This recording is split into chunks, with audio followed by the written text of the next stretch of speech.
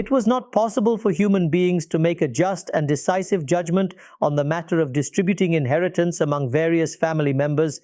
They could not determine who among their parents or children had a greater degree of closeness to them in terms of potential benefit, nor could they decide how much of their wealth should be given to which surviving relative. There exists no basis, either in logic or accumulated human knowledge, that could help us devise a formula to distribute inheritance in a way that would meet the demands of justice. That is, so the heirs could justly receive a portion of the deceased's wealth. In light of this, God has stated in the Quran, آباؤكم وأبناؤكم لا تدرون أيهم أقرب لكم نفعا فريضة من الله إن الله كان عليما حكيما.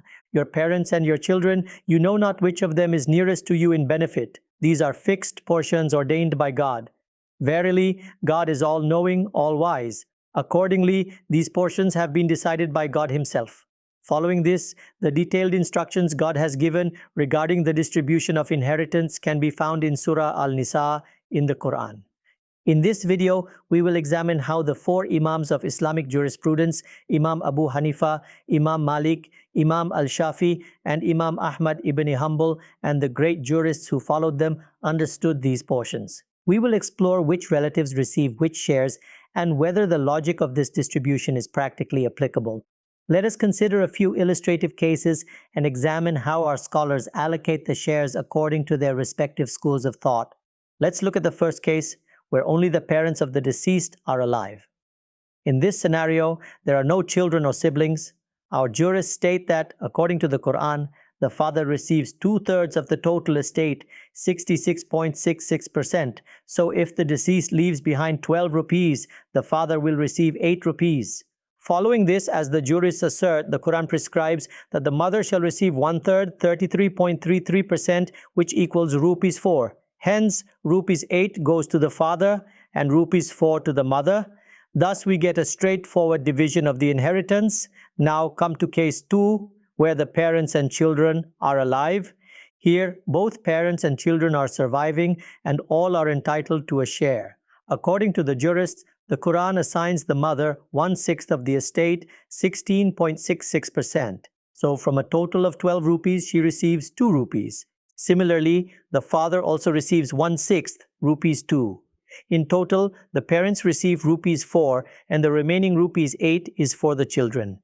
Now, how is this divided? The Quran, as interpreted by the jurists, stipulates that لِلذَّكَرِ مِثْلُ حَظِّ الْأُنْثَيَيْنِ, to the male, a portion equal to that of 2 females. So, if there is 1 son and 2 daughters, and rupees 8 is to be distributed, the son receives rupees 4 and each daughter receives rupees 2. In this case, parents get rupees 4, 33.33%. Son gets 4 rupees, 33.33%. And the 2 daughters get rupees 4 collectively, 33.33%. Again, the division is neat, and the jurist's interpretation seems to align with the Quranic method. Then there's case 2's variation with only daughters but no sons. Okay, now let's assume the deceased has no son, only daughters. The jurists assert that the Quran states, فَإِن كُنَّ نِسَاءً فَوْقَ اثْنَتَيْنِ فَلَهُنَّ ثُلُثَا مَا تَرَكَ. If there are only daughters 2 or more, they shall have 2/3 of what was left. The parents still receive 1/6 each, rupees 2 each, totaling rupees 4. This leaves rupees 8, which is to be divided equally among the daughters. Hence, the jurists maintain that the division is in line with the Quranic reasoning. Then come to case 3, where there is a deceased woman, her parents, 2 daughters, and her husband survive. We know from case 2 how the parents and daughters are dealt with. Now, does the husband also have a share? The Quran states, if you have children, your husband gets 1/4 of what you leave behind.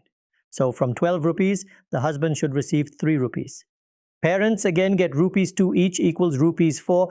Daughters are to receive 2/3 equals rupees 8. Now comes the issue, rupees 4 plus rupees 8, which is rupees 12. No amount is left to give 3 rupees to the husband. Hence, based on the jurist's understanding, the Quranic share for the husband cannot even be paid. On to case 4, where there's a deceased woman survived by husband, mother, and 2 full sisters. The Quran prescribes the husband gets half the estate if there are no children. وَلَكُمْ نِصْفُ مَا تَرَكَ أَزْوَاجُكُمْ إِن لَمْ يَكُنْ لَهُنَّ وَلَدٌ. So from rupees 12, the husband receives rupees 6.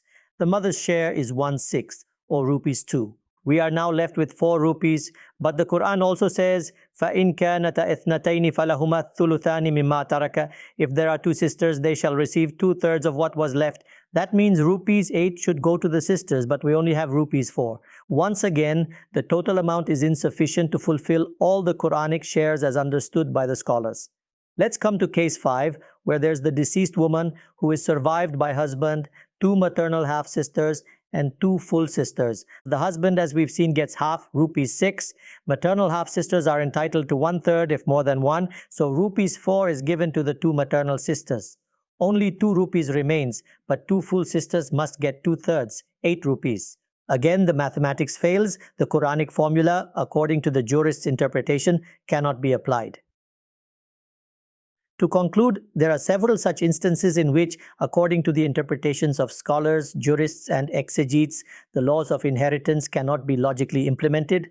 What does this inability signify? Are we to imply, God forbid, that God was unaware that after distributing rupees 50 out of rupees 100, one cannot distribute another rupees 70? Can the all-knowing Most Wise make such a basic arithmetical error? This is the same God who claims that He will reveal the deeds of billions on the Day of Judgment. He knows how many leaves grow on the trees of the world, how many grains of sand cover the vast deserts, how many drops of water fill the oceans. It is this same God who says, "La tadruna ayyuhum aqrabu lakum naf'an." You know not which of them is nearest to you in benefit, and He declares that these shares are ordained accordingly. Yet the shares are so framed that even a child with basic math can show that the arithmetic does not add up. How can we give rupees 8 to one, rupees 4 to another, and still expect to give rupees 6 to a third, all out of rupees 12? So what is the reason that the jurist's interpretation of the Quranic laws of inheritance leads to contradictions? To understand this issue, please watch the second part of this video, where we will explore the following questions. What the traditional scholars say about this apparent problem, how they reconcile these shares as presented in Surah Al-Nisa. What are the intellectual foundations of the solutions they propose, and whether these solutions truly implement the Quranic shares as intended by God? And finally, if there was a mistake in interpretation, who made it?